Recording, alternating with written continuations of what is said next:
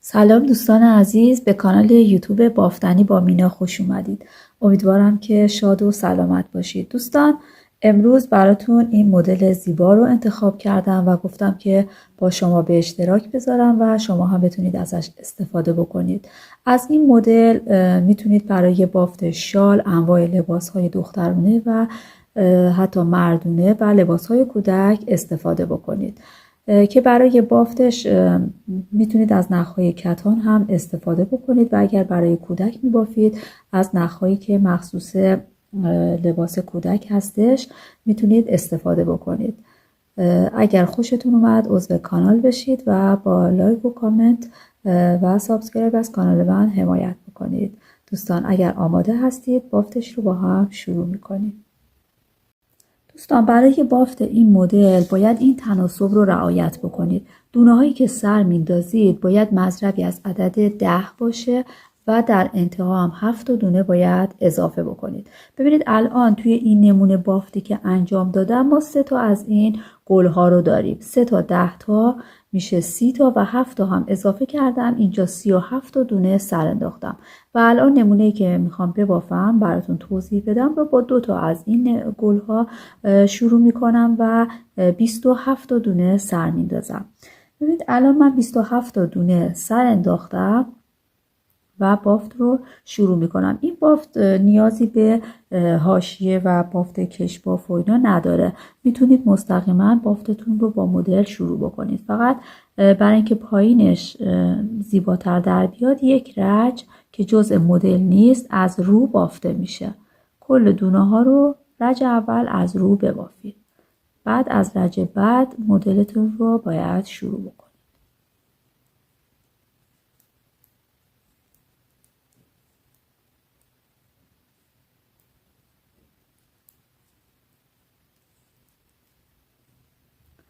این بافت ترکیبی از بافت ساده و بافت جودونه هستش که الان براتون توضیح میدم. من کل بافت رو توضیح میدم چون بعضی از دوستان ممکنه که مبتدی باشن و تازه بخوان یاد بگیرن. ساده تر توضیح میدم که اونها هم بتونن این رو ببافن. خب رج اول کل دونه ها رو از رو بافتم. خب اولین رج مدلمون رو میخوایم شروع بکنیم. ببینید دوستان این قسمت ها بافتش جودونه هستش. جودونه یک دونه از زیر یک دونه از رو هستش و رج های بعد هی برعکس میشه، دونه های زیر از رو بافته میشه و دونه های رو از زیر. ببینید این قسمت ها از 5 تا دونه تشکیل شده هر کدوم 5 5 5 5 به همین ترتیب و این قسمت ها جودونه هستش. تا انتها بعد به صورت جودونه ببافید و این قسمت هم که ساده بافی هستش. فقط این مدل رو براتون توضیح میدم. خب دونه اول رو به عنوان حاشیه در نظر میگیریم و این هم رج اول مدلمون هستش. وقتی که بافت تموم میشه دوباره باید این از 8 رج تشکیل شده، باید این 8 رج تکرار بشه دوستان. و وقتی که رج اول مدل که این هستش براتون میخوام توضیح بدم، از اینجا باید شروع بکنید بافتتون رو. خب این دونه اول دونه حاشیه هستش و بافتمون رو با جودونه باید شروع بکنیم. یک دونه از رو میبافم، یک دونه از زیر، یک دونه رو، یک دونه زیر، یک دونه رو. باید 5 تا دونه ببافید. این دونه اول رو در نظر نمیگیرم. 2 4 5 و 5 تا از زیر. این 5 تا دونه ساده بافی هستش.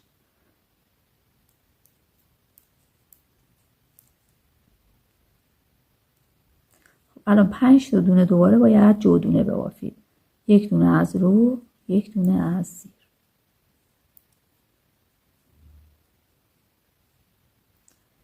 خب 5 تا دونه 2 3 4 5. 5 تا دونه از زیر بافته میشه. 2 تا و 5 تا دونه هم جودونه. یه دونه رو، یه دونه زیر. رو، زیر، رو و دونه آخر از زیر بافته میشه. خب این رج اول بود. باید 3 رج به این صورت ببافیم دوستان. یعنی جودونه ها رو جودونه ببافیم، ساده بافی ها رو ساده بافی انجام بدیم. جودونه به این شکل هستش. دوستانی که نمیدونم و تازه شروع کردن کار رو، ببینید دونه ای رو که از زیر میبینید باید از رو ببافید، یعنی کاملا برعکس میشه. اینجا الان دونه ای که برجستگی داره از رو هستش، باید از زیر ببافید. کل بافت جودونه به این شکل هست و هر رج تکرار میشه. به این صورت این 5 تا رو به این شکل بافتم. 5 تای بعدی گفتیم ساده بافی هستش و این رج از رو هست، بافته میشه. دوباره رسیدیم به 5 تا دونه جودونمون. اینجا ببینید گندمی هست، از زیر بافته شده، پس اینجا از رو میبافیم. اینجا برجستگی داره، قبلا از رو بافته شده، برعکسش میکنیم، از زیر میبافیم. به همین ترتیب و 5 تا دونه ساده بافیمون رو میبافیم. دوباره بافت جودونه هست.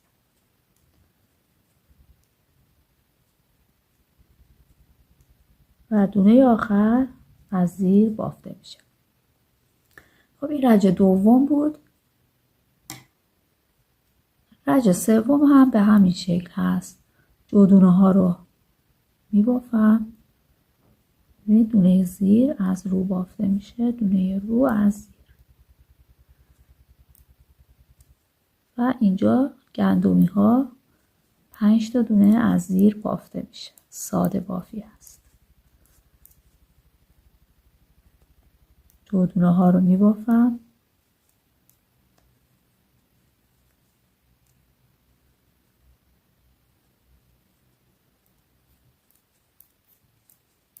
ساده بافی ها رو 5 تا رو میبافم. دوباره جودونه ها.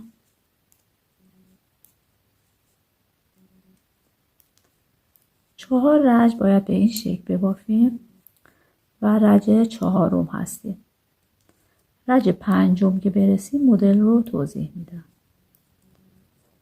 جودونه ها رو میبافم. دوباره اینجا قسمت پشت کار هست.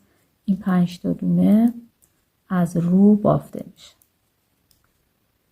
جودونه ها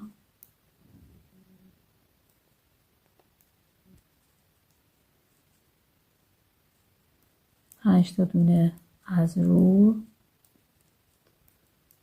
و دوباره 5 تا جودونه.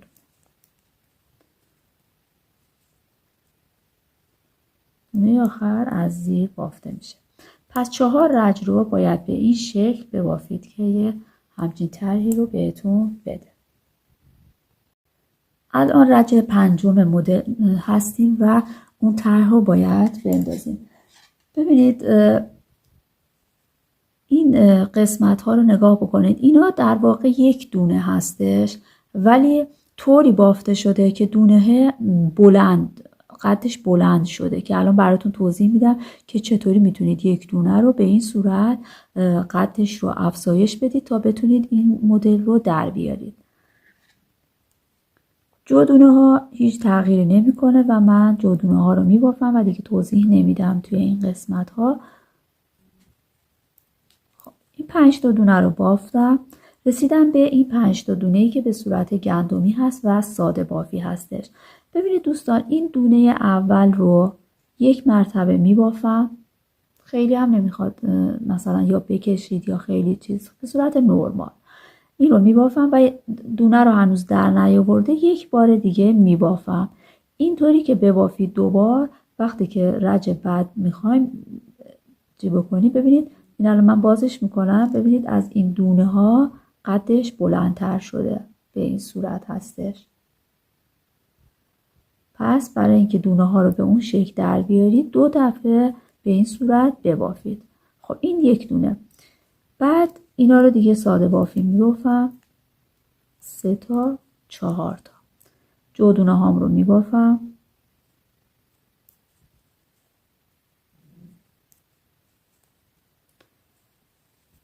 تو همه قسمت ها به همین صورت هستش. قسمتی که بافته ساده بافی داریم، دونه اول رو 2 مرتبه میبافم و بعد 4 تا دونه بعدی رو از زیر میبافم. جودونه هام رو هم به این شکل. رج پنجم مدل پس به این شکل هستش. رج ششم جادونه ها تغییری نمیکنه، بافته میشه. خب این 5 تا جادونه رو بافتم، رسیدم به این قسمت دوستان. ببینید این 5 تا دونه ای که برای ساده بافی هست، توی این رج دونه اول رو میبافم. این 3 تا دونه و این دونه ای که رج قبل به اون صورت بافته بودیم رو از روی میل در میارم. ببینید این الان این دونه ای هستش که به اون شکل بافتیم و الان قدش بلندتر از دونه های دیگه است.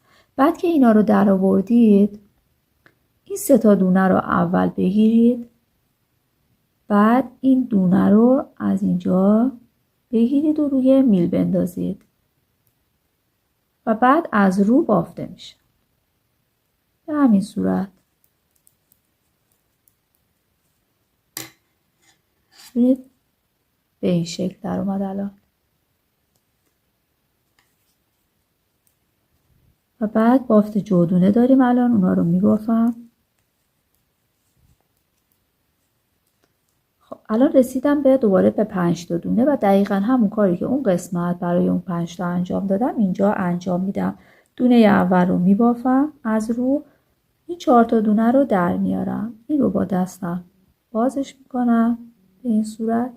اول این 3 تا رو میگیرم و بعد این دونه رو میگیرم و روی میل میندازم. حالا از رو بافته میشه.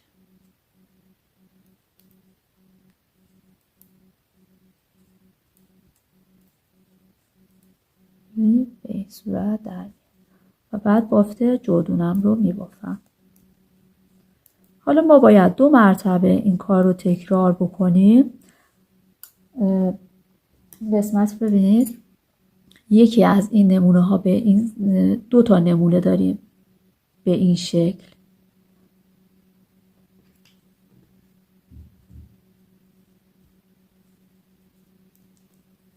توی این قسمت رج هفتم جادونه ها بافته میشه. خب ببینید سری قبل ما اولین دونه رو به این صورت بافتیم، درسته؟ اولین دونه به این شکل بافته شد، ولی حالا توی این قسمت میایم 1 2 3 4 تا رو میبافیم و دونه آخر یعنی 5مین دونه رو به این صورت میبافیم. یعنی دقیقاً برعکس قسمت قبلی.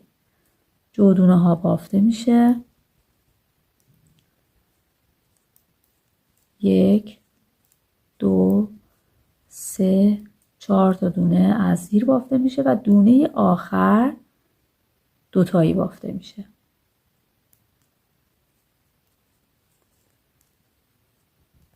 جادونه ها میبافیم. رج هشتم و آخرین رج مدل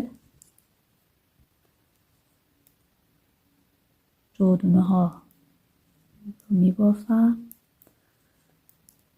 خب حالا ببینید رسیدیم به این قسمت. این دونه ای هستش که به این شکل هستش، قدش بلندتر از بقیه هست.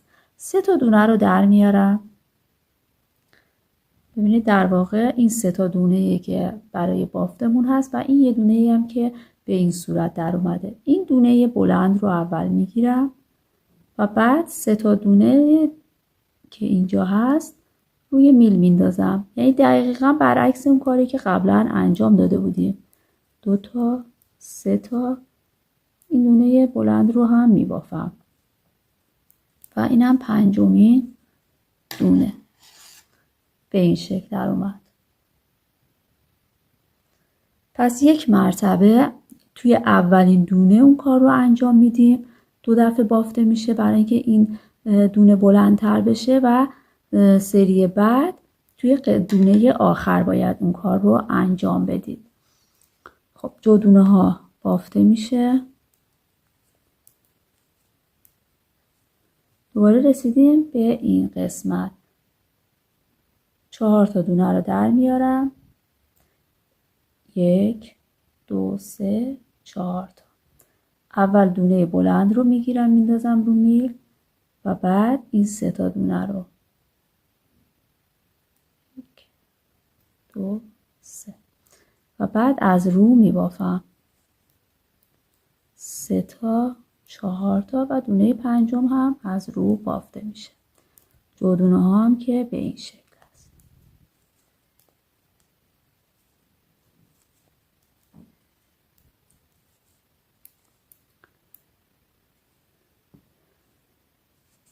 پس مدلمون از بافت ساده و جودونه تشکیل شده. فقط این قسمت رج پنجم و ششم، هفتم و هشتم به این صورت هست و بافته میشه. 8 رج تشکیل شده. وقتی که 8 رج رو بافتتون به این شکل در اومد، دوباره از ابتدا از اولین رج دوباره بافت رو شروع میکنید و ادامه میدید. 8 رج که تموم شد دوباره به همین ترتیب و از تکرار این 8 رج این مدل تشکیل میشه و اینکه شما میتونید دیگه، من بار دوم این کار رو انجام نمیدم، شما میتونید ویدیو رو بزنید عقب، دوباره از رج اول این کار رو تکرار بکنید. 1 بار 2 بار که این کار رو انجام بدید دیگه ملکه ذهنتون میشه و نیازی نیستش که ویدیو رو نگاه بکنید دوستان. اینم بافت نمونه‌ای که بافته بودم به این صورت هست که میتونید برای شال گردن، انواع لباس ها ازش استفاده بکنید. بافت ساده و زیبا هستش. امیدوارم که به دردتون بخوره و بتونید باهاش لباس های زیبا ببافید دوستان. امیدوارم که همیشه شاد و سلامت باشید. خدا نگهدار.